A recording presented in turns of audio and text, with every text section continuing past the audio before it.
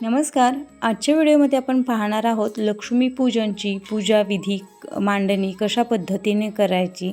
तर अश्विन महिन्यातील अमावास्येला लक्ष्मीपूजन साजरं केलं जातं. दिवाळी हा सण उत्साहाचा, रोषणाईचा आणि दिव्यांचा मानला जातो. या सणाला हिंदू धर्मामध्ये खूप महत्त्व दिलं जातं. तर लक्ष्मीपूजन करण्यासाठी आपल्याला व्हिडिओमध्ये दाखवल्या पद्धतीने बाजूने डेकोरेशन करून घ्यायचं आहे. त्याचबरोबर आपल्याला एक चौरंग ठेवायचा आहे. चौरंगावरती लाल वस्त्र अंथरून घ्यायचं आहे. चौरंगाच्या बाजूने आपल्याला रांगोळी काढून घ्यायची आहे. त्यानंतर इथे आपण कलश स्थापनेसाठी कलश तयार करून घेणार आहे. तर तुम्ही तांब्याचा, चांदीचा किंवा मातीचा कलश घेऊ शकता. तर या कलशाला आपण लाल पिवळा धागा बांधून घेतलेला आहे आणि यानंतर आपल्याला या कलशावरती स्वस्तिक काढून घ्यायचं आहे. तर कुठल्याही शुभकार्यामध्ये आपल्याकडे स्वस्तिक काढलं जातं. तर ओल्या कुंकवाच्या साहाय्याने आपण हे जे स्वस्तिक आहे ते स्वस्तिक बनवून घेणार आहे. ज्यावेळेस आपण स्वस्तिक काढतो त्यावेळेस आपण स्वस्तिक एकटं कधीच काढत नाही. स्वस्तिकच्या बाजूने आपल्याला कुंकवाच्या उभ्या 2 लाईन मारून घ्यायच्या आहेत. तर अशा पद्धतीने आपण दोन्ही बाजूंनी कुंकवाच्या लाईन ओढून घेतलेल्या आहेत. त्यानंतर आपल्याला कलशाच्या 5ही बाजूंनी कुंकवाच्या लाईन मारून घ्यायच्या आहेत. तर अशा पद्धतीने आपल्याला कलश स्थापनेसाठी हा जो कलश आहे तो तयार करून घ्यायचा आहे. तर इथे आपला हा कलश तयार झालेला आहे. आता आपण पुढची जी विधी आहे तो करणार आहे. तर इथे मी एक छोटा चौरंग ठेवून घेतलेला आहे. या चौरंगावरती आपल्याला थोडेसे तांदूळ ठेवून घ्यायचे आहेत. तर या तांदळाची तुम्ही रास घालू शकता किंवा स्वस्तिक बनवू शकता किंवा अष्टदल कमलसुद्धा बनवू शकता.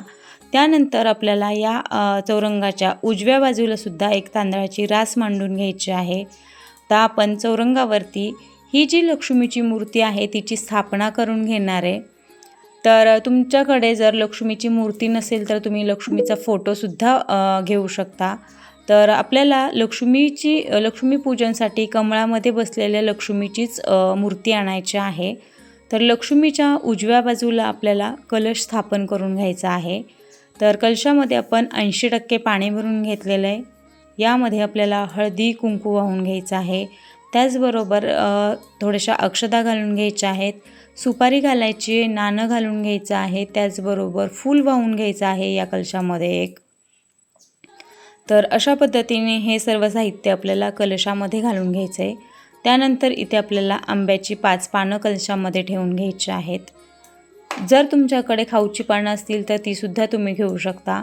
यानंतर यावरती आपल्याला नारळ ठेवून घ्यायचा आहे. तर तुम्ही इथे बघू शकता अशा पद्धतीने आपण हा कलश तयार केलेला आहे.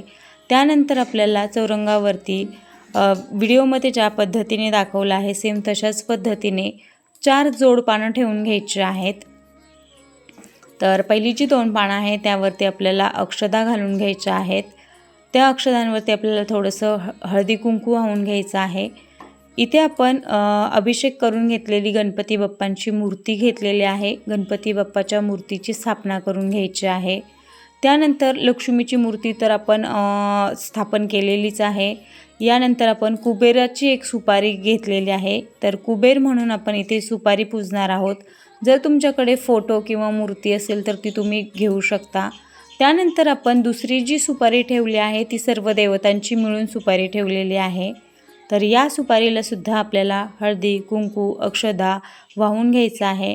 तर आपण गणपती बाप्पा, कुबेर त्याचबरोबर सर्व देवतांची जी सुपारी आहे यांना सर्वांना आपण इथे गेजा वस्त्र घालून घेतलेले. त्यानंतर आपल्याला लक्ष्मीसाठी इथे एक पानाचा विडा ठेवायचा आहे. त्यावरती आपण खारीक, खोबरं त्याचबरोबर सुपारी, हळकुंड, बदाम ठेवून घेतलेले. आता सर्वप्रथम आपण लक्ष्मीची पूजा करून घेणार आहे. सर्वप्रथम आपण गणपतीची स्थापना केली. त्यानंतर लक्ष्मीला आपल्याला हळदी कुंकू वाहून घ्यायचं आहे, अक्षता व्हायच्या आहेत, फुलं वाहून घ्यायची आहेत आणि त्यानंतर आता आपण कलशाची पूजा करणार आहे. तर आपल्याला कलशाला हळदी कुंकू लावून घ्यायचं आहे. त्याचबरोबर अक्षता वाहून घ्यायच्या आहेत आणि कलशाला फूल वाहून घ्यायचं आहे. तर हा जो कलश आहे तो तुम्ही तुमच्या पद्धतीने सुद्धा सजवू शकता. तर लक्ष्मीपूजनच्या दिवशी झाडूला किंवा केरसुनेला असं अनन्यसाधारण असं महत्त्व आहे त्यामुळे या दिवशी झाडूची पूजा ही केलीच जाते। तर आपल्याला झाडूला हळदी कुंकू वाहून घ्यायचे, अक्षता घालायच्या आहेत। त्याचबरोबर इथे आपल्याला एक फूल वाहून घ्यायचं आहे। तर अशा पद्धतीने आपण झाडूची पूजा करून घेतलेली आहे। यानंतर आपल्याला गणपती बाप्पा, त्याचबरोबर कुबेर देवता, त्याचबरोबर बाकीचे सर्व देवतांची सुपारी आहे, त्यांना सर्वांना फुलं वाहून घ्यायची आहेत। तर इथे आपण लक्ष्मीला गुळ खोबऱ्यांचा नैवेद्य दाखवून घेतलेला आहे। त्याचबरोबर लक्ष्मी पूजनच्या दिवशी लक्ष्मीला सुक्या मेवाचा सुद्धा नैवेद्य दाखवला जातो। तर इथे मी काजू आणि बदामाचा नैवेद्य दाखवून घेतलेला आहे। यानंतर आपल्याकडे अशा पद्धतीने धान्यांनी भरलेली बोळकी ठेवली जातात। तर काही ठिकाणी ही बोळकी 5 ठेवली जातात किंवा काही ठिकाणी 7 बोळकी ठेवली जातात। तर इथे मी 5 बोळक्यांमध्ये धान्य भरून घेतलेलं आहे। तर यामध्ये आपल्याला एक बोळकं जे आहे त्यामध्ये आपल्याला लाह्या बत्ताशे भरून घ्यायचे आहेत। तर लक्ष्मीपूजनच्या दिवशी लाह्या बत्ताशांना खूप महत्त्व दिलं जातं। तर या बोळक्यांची सुद्धा आपल्याला पूजा करून घ्यायची आहेत किंवा याला सुगडसुद्धा म्हटलं जातं। तर या सुगडांची आपल्याला पूजा करून घ्यायची आहे धान्यांनी भरून घेतलेल्या। यानंतर यांना आपल्याला फूल वाहून घ्यायचं आहे। तर इथे मी तांदूळ, त्याचबरोबर गहू, हरभरे, धणे असं सर्व जे धान्य आहे ते या सुगडांमध्ये भरून घेतलेलं आहे। यानंतर आपल्या घरामध्ये किंवा आपल्या तिजोरीमध्ये जे दागदागिने असतील, त्याचबरोबर काही पैसे असतील, त्या सर्वांची आपल्याला या दिवशी पूजा करायची असते। तर इथे आपण जी काही आपल्याकडे दागिने किंवा पैसे होते त्यांचीसुद्धा आपण पूजा करून घेतलेली आहे। त्याचबरोबर इथे आपण आता आपली जी वर्षभराची हिशोबाची वही असते त्याची पूजा करून घ्यायची आहे। त्याचबरोबर जे काही तुमचं पासबुक, ATM कार्ड असेल त्याचीसुद्धा या दिवशी पूजा केली जाते। तर प्रसादासाठी इथे मी काही फळं घेतलेली आहेत।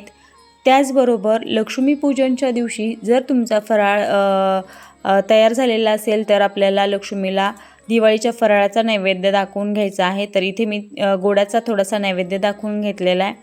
तर आमच्याकडे खरं तर लक्ष्मीपूजनच्या दिवशी पुरणपोळीचाच नैवेद्य दाखवला जातो।